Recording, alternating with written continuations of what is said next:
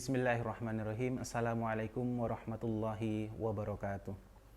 Innal hamdalillahi nahmaduhu wa nasta'inuhu wa nastaghfiruh wa na'udzu billahi min syururi anfusina wa sayyiati a'malina.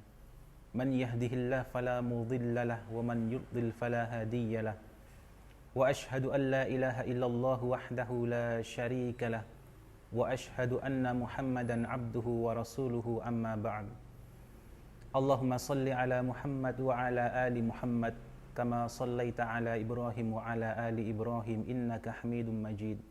Allahumma barik ala Muhammad wa ala ali Muhammad kama barakta ala Ibrahim wa ala ali Ibrahim innaka Hamidum Majid. Ikhwatal iman rahimani wa rahimakumullah.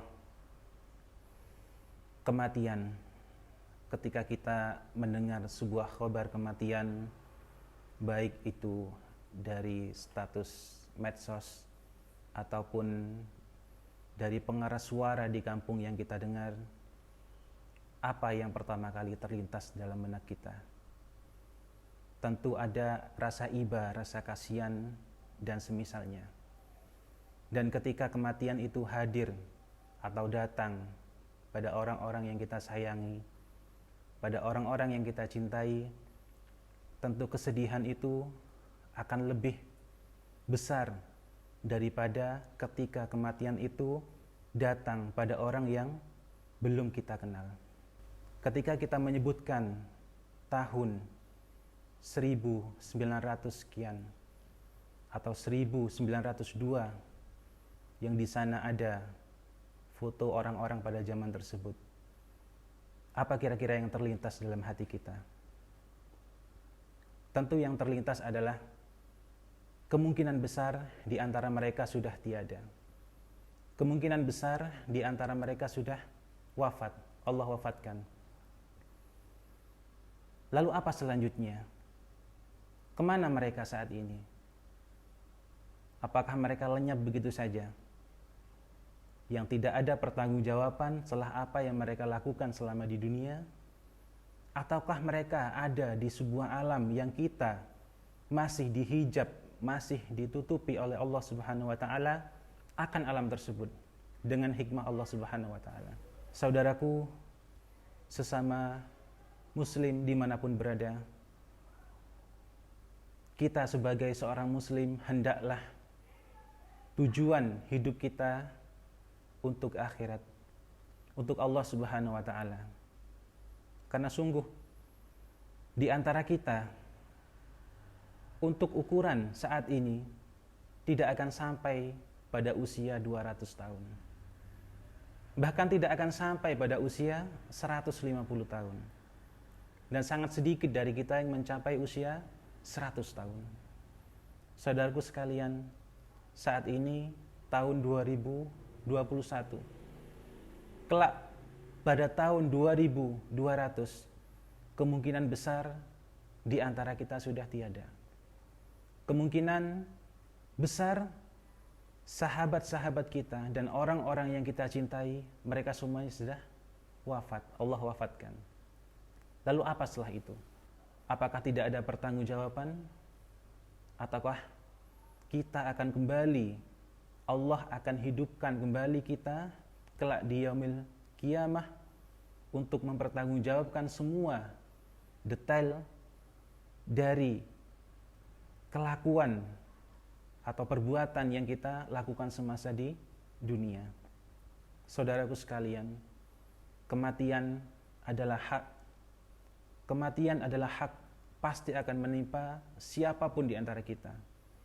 Maka sebaik-baik bekal untuk kematian, sebagaimana yang Allah sebutkan dalam Al-Quran, A'udzubillahi minasyaitonirrajim, fa inna khairaz zadit taqwa, yaitu sebaik-baik bekal adalah takwa.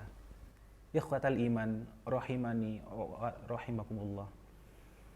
Di antara kita mungkin merasa saat ini telah melakukan berbagai macam dosa-dosa besar, berbagai macam dosa-dosa yang Allah murkai semuanya. Dosa kesyirikan, dosa uququl walidain, dosa zina, dosa mabuk, dosa riba, atau dosa apapun itu. Mungkin di antara kita saat ini sedang merasa putus asa, sedang merasa putus harapan dari rahmat Allah.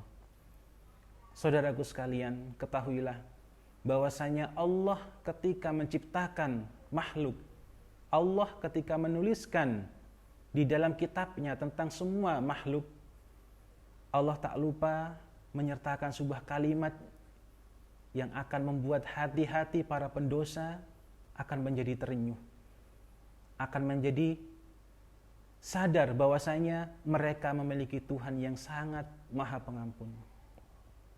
Dalam sebuah hadis dikatakan bahwasanya inna rahmati taghlibu ghadabi, sesungguhnya rahmatku, kasih sayangku itu melebihi dari kemurkaanku.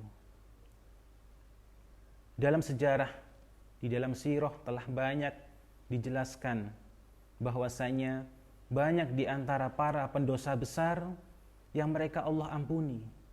Banyak di antara para pelaku dosa-dosa yang sangat besar, bahkan dosa yang tidak terampuni ketika mereka wafat dalam keadaan melakukan dosa tersebut dan belum sempat untuk bertaubat, yaitu dosa syirik. Allah ampuni para penyihir Fir'aun di akhir masa hidup mereka. Ketika mereka semuanya melihat bahwasanya apa yang datang dari Nabi Musa alaihissalam itu memang benar dari Rabb, Tuhan sekalian semesta alam.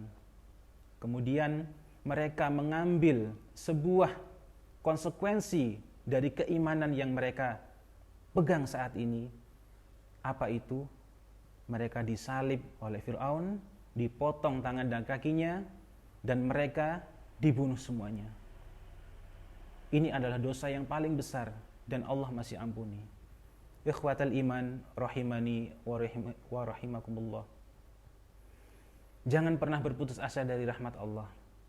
Sungguh salah seorang sahabat terbaik dari Nabi Muhammad SAW, Abdullah ibnu Mas'ud, pernah berkata, sebesar-besarnya dosa terbesar adalah kesyirikan kepada Allah Subhanahu wa taala. Kemudian yang kedua, merasa aman dari murka Allah. Selanjutnya, berputus asa dari rahmat Allah. Dan yang terakhir, berputus asa dari harapan akan ampunan Allah. Ikhwatal iman rahimani wa rahimakumullah.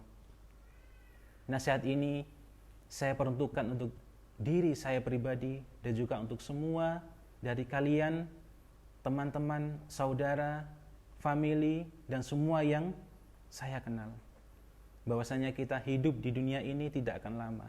Demi Allah, di antara kita sangat sedikit 100 tahun ke depan masih hidup. Banyak di antara teman-teman kita yang sudah meninggal.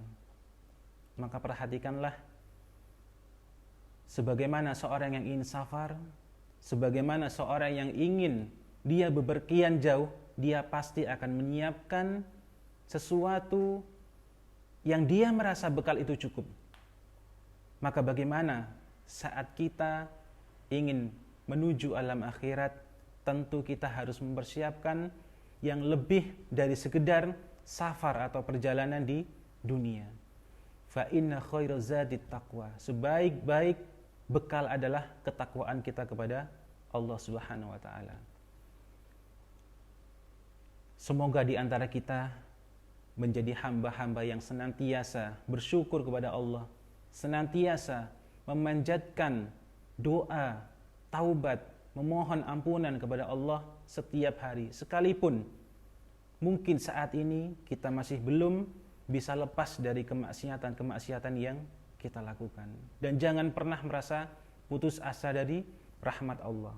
Sebesar apapun dosa kita, seberat apapun dosa kita, Allah akan ampuni ketika kita datang kepada Allah Subhanahu wa taala dengan menundukkan diri kita, memasrahkan diri kita, dan kita merasa benar-benar hina di hadapan Allah Subhanahu wa taala. Demi Allah, kasih sayang Allah jauh lebih besar daripada sekedar kasih sayang seorang ibu yang baru kehilangan bayinya, yang baru kehilangan anaknya dan anaknya ditemukan kembali. Subhanakallahumma wa bihamdika asyhadu an la ilaha illa anta astaghfiruka wa atubu ilaik. Wassalamualaikum warahmatullahi wabarakatuh.